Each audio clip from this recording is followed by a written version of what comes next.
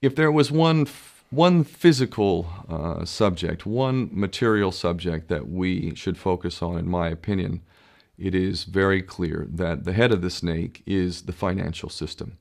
We can argue till the end of time about who runs the world.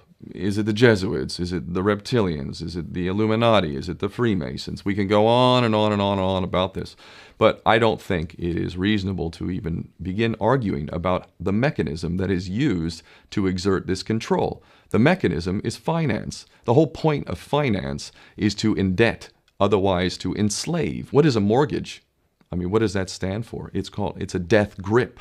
So when you get a mortgage, you have a death grip held over you because you are in debt. You don't even own the house. The bank owns the house that loaned you the money to buy the house, unless you're fortunate enough to have all the money to buy it outright. And even then, you can be taxed by the government, and if you fail to keep up with those taxes, the government can then take it from you. The whole system is based on a financial fraud, which effectively takes the power that we have and it gives it to a tiny group of individuals who are running the world through the control of finance.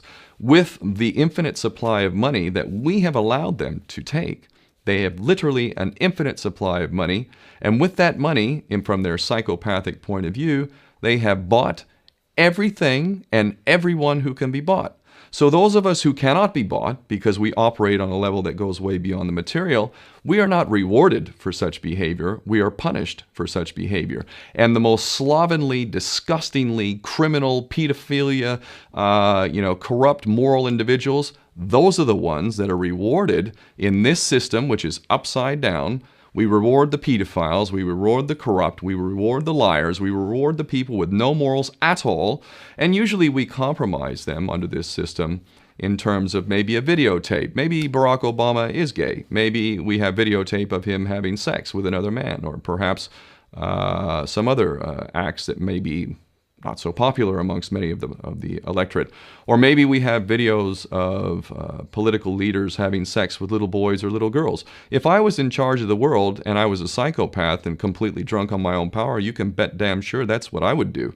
I wouldn't allow anyone in a position of power who wasn't completely compromised. When you have an infinite supply of money, you can do this. Take that supply of money away, take that power back, put it in the hands of the people, get rid of fractional reserve banking, which is an obscenity in itself. Listen to the lessons of Jesus Christ. If you're a Christian who got really pissed off when he went to the temple and he saw what the money changers were doing, let's take back control of the issuance of money, and not just on a national level. I'm happy to see in Denmark that you have your own currency. You don't have the euro.